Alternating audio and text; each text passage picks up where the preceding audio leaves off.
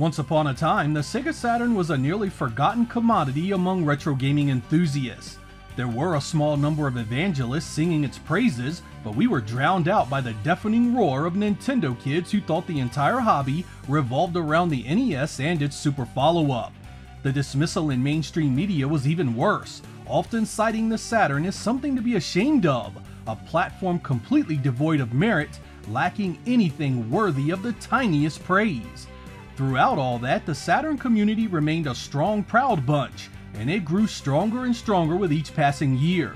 We fought the good fight, sounding off on the Saturn's unique library that just didn't deserve some attention, but often should be in the conversation as some of the best games that generation. As our voices grew, we picked up more and more dedicated members who had many useful skills, and before you knew it, they were forming teams to translate once exclusive Japanese Saturn games into different languages. This was a dream come true for many of us. One of the big disappointments of owning a Saturn was that so many games remained locked away in Japan, never seeing localizations in any other part of the world. In part 1 of Sega Saturn fan translations, I went over some of those games and talked about how exciting it was to get them. Since that video, even more great games have seen translation projects that have been finished, and in this episode, we are gonna go over some of them. So let's get started.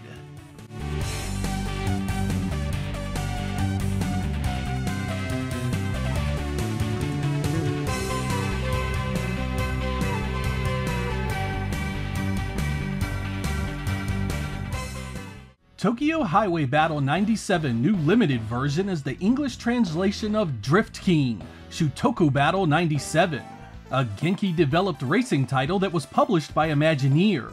All the menus and options are now in English, as is the dialogue between characters. This makes everything, especially the late game, a breeze to get into. For those that don't know, this is a racing game that would go on to spawn the Tokyo Extreme Racer series on the Sega Dreamcast. As you may recall, or as the name implies, it relies heavily on underground racing on the streets of Tokyo. It has a very smooth frame rate and the draw distance was quite good for the time. It has upgrades for your cars, time of day changes, and a story mode if that's your thing. Even though this was locked to Japan for the Saturn, it may still look familiar because it made its way west for the PlayStation. I always thought the Saturn version was cleaner, so it's awesome to have a fully translated edition now. Let's check out some gameplay and see what you think.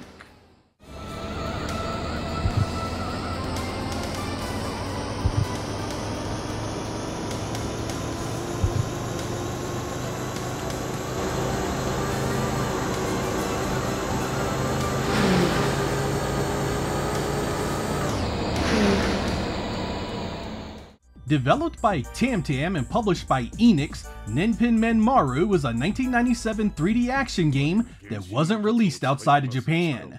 It's based on an anime series that was running at the same time about a ninja penguin. The English translation here adds subtitles to the story so you know what's going on.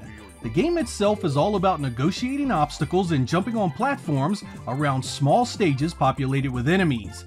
It's extremely difficult to control, and while you do get used to it, it never becomes what I would call a good feeling experience. The Saturn had a major lack of these types of games, however, and even fewer of them that actually made their way west. That makes it quite the curiosity that I do recommend you at least try. Fans of games like Croc will find it most enjoyable, but beware, this is no Mario 64 substitute. It's as simple as these kinds of games can get.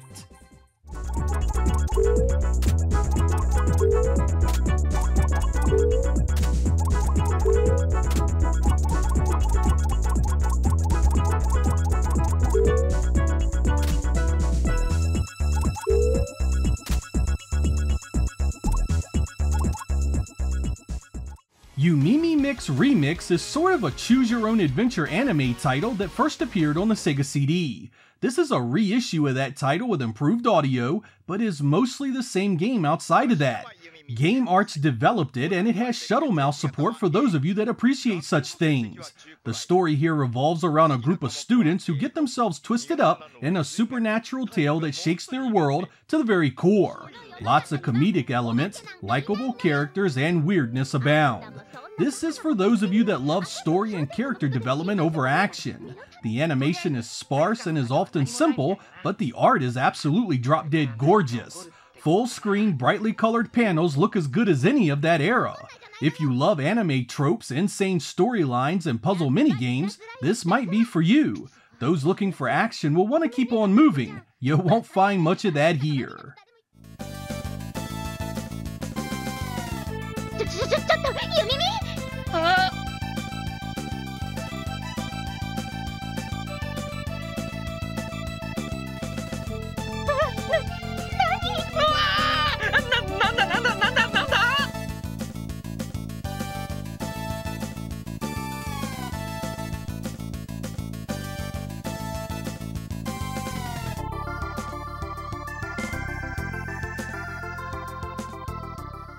Prisoner of Ice harkens back to the days of point-and-click PC adventure games.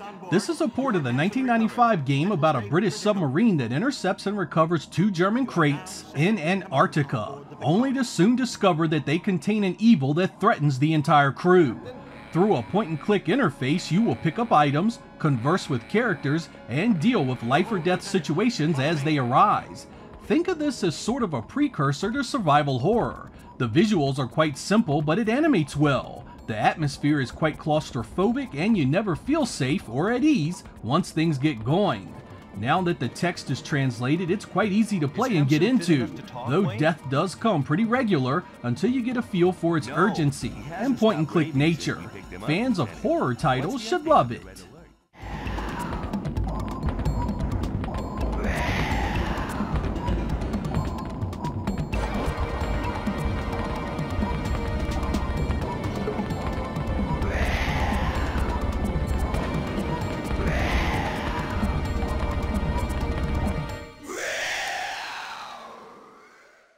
Ogre Battle March of the Black Queen was a port of a Super Nintendo title with enhanced visuals and some added voice work. It's a strategy game that gives you over 24 missions to develop your character, your army, and finish up in one of its many endings. The English translation here gives you all the story and narrative you need to understand this world, which is essentially about an army of resistance fighters that overthrow an oppressive empire.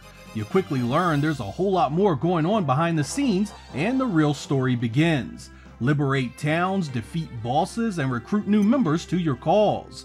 While having many differences, it often at times puts you in mind of Dragon Force, which also plays from an overworld map and relied on army versus army conflict to decide the outcome of battles. The visuals are fairly simple, but overall this is a very in-depth and well-designed game that can soak up tons of your time. The most appealing aspect is that it's very different from other strategy games like Shining Force 3 and Vandal Hearts, giving it a unique twist, especially on the Saturn.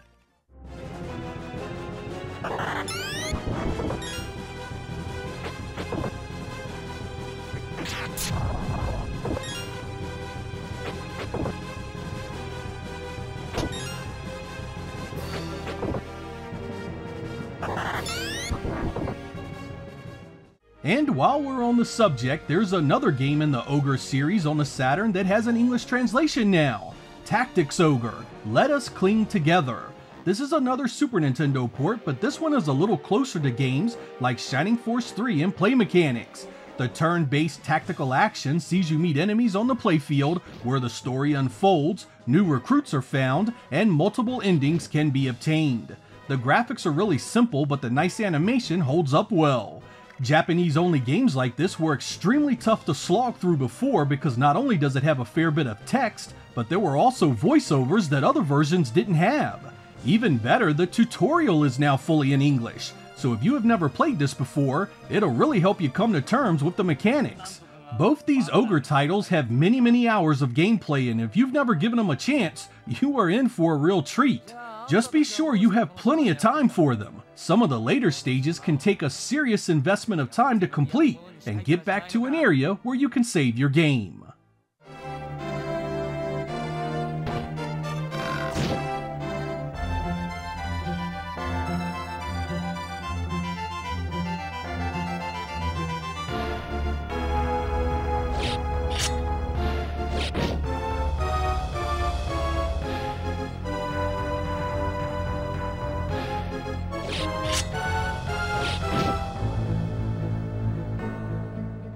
Phantasmagoria is an 8-disc full-motion video latent adventure game that is laced with Lovecraftian horror elements that really make it stand out.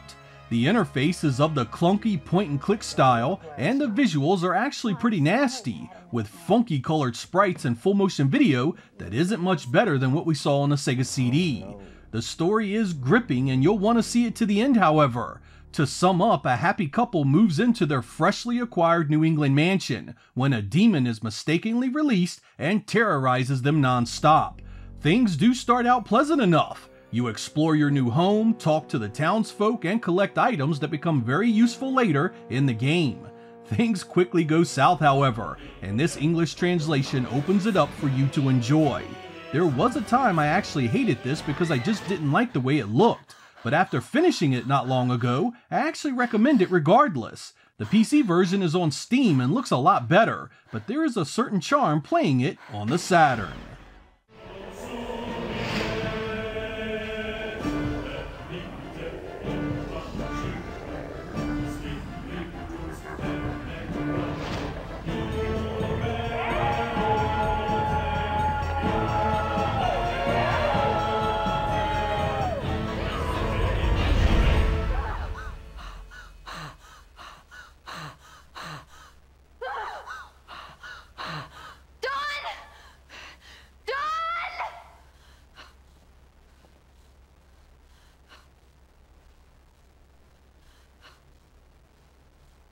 Honey, you okay? Oh God, the bed! What? The bed grabbed me! Death Mask is a full-motion video adventure that's done in a similar style as Lunacy. You're a cop that has been badly disfigured chasing down a criminal known as Angel Devoid. Unfortunately for you, you wake up looking just like the most hated and feared felon this side of Face Off. This basically begins a stretch of exploration that can end in death with every single path you choose. I died so many times in the hour or so I played this that I lost count, but the characters and story kept me coming back for more. It's set in the future a bit and has a Blade Runner feel to the presentation. You use a point-and-click interface to move around and select actions, with time being very important in some instances.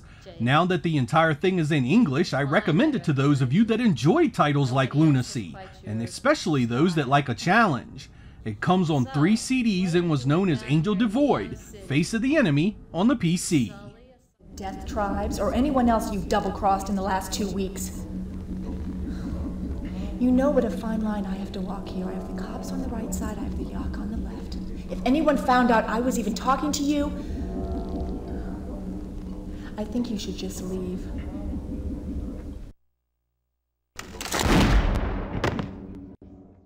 The Fire Pro Wrestling series has been a fairly good one overall, and I always thought the Saturn game was full of potential if it wasn't for the language barrier.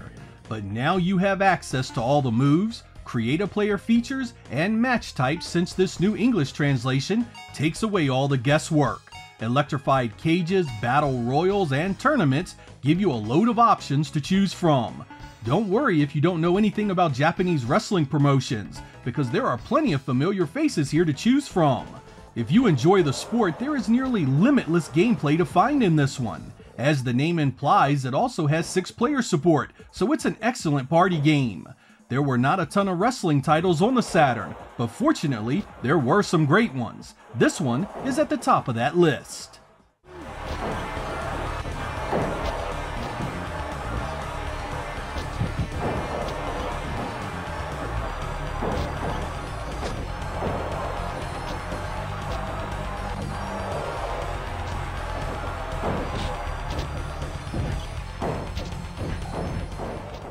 Fire Pro Gaiden Blazing Tornado was the arcade version of that series at the time. It features a similar playstyle but has radically superior visuals and a much more streamlined interface and options. This was for when you wanted to just jump into a match for 5 or 10 minutes and beat the hell out of someone without a bunch of menus and options getting in the way. This one was playable before the translation, but now it cleans things up so you know what all the toggles do. It has nowhere near the wealth of options as 6-Man Scramble, but the arcade nature definitely has its place. Think of this as Developer Human's Saturday Night Slam Master equivalent, and you'll have an idea of what you're getting into. I actually received this one for free way back in the day when an import store mixed up my order, so it has a fair bit of nostalgia with me. The Saturn was the only console to get it way back then.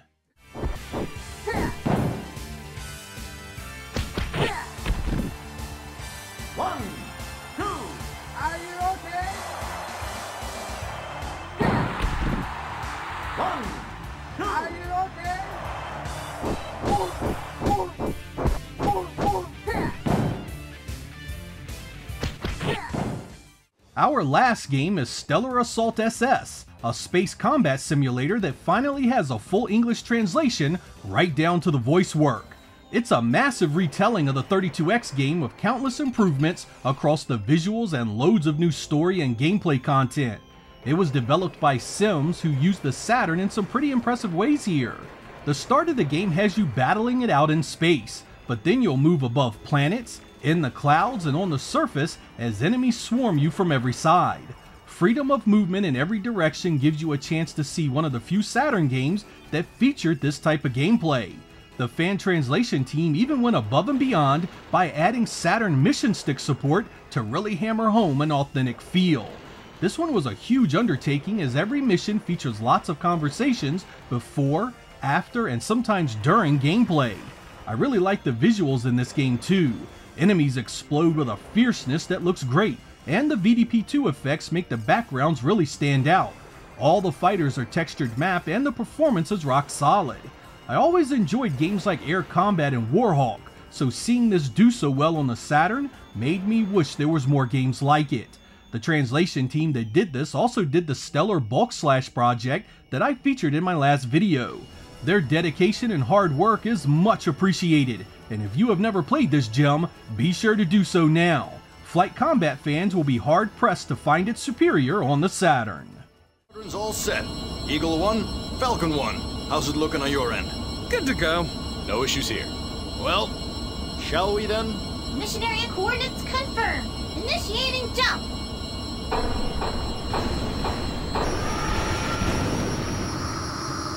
And once again, they expect Space Command to take down a whole base. Same song, new day.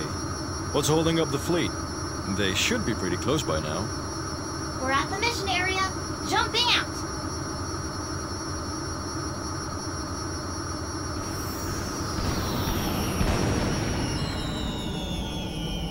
Here goes. Stay close to the ground. Enemy base confirmed. Straight ahead. Well, might as well stop by since we're in the neighborhood. If any of these games caught your attention, be sure to check the description of this video for links to the patches and the utility that you'll need to get them up and running on your Saturn. Instructions are included there as well. I used the satiator for this video and it seemed to do fine with all of them, so I assume other ODE style devices should do fine as well. As I said in the opening, the Saturn community has come together to really start to make the Japanese library a reality for a lot of English speaking fans. Games I once thought lost forever and had no chance of being resurrected are now fully playable on the Saturn. I'll throw a link to part 1 of this series in the description of this video as well. That way you can see even more great translations. You may also be excited to know that there are other translation projects in the works as we speak. The once Japanese only Gun Griffin 2 is seeing a full translation, and Sakura Wars 2, the dating sim tactical RPG, is in the works with a demo you can check out right now. As this is a new year of great projects, I want to once again thank everyone that was involved in the titles you saw here today, and any currently in the works. Being able to play these games as if they were translated and released officially is a dream many Sega Saturn fans have held near and dear for a long time. Every game you work on and release rights a wrong committed all those years ago. Your time, talent, and dedication to this platform and its fans is priceless, and as long as you keep wanting to do the work, I'll be there playing everything you release. Your efforts are greatly appreciated. I'm Sega Lord X. Thank you guys for watching, and I will catch you next time.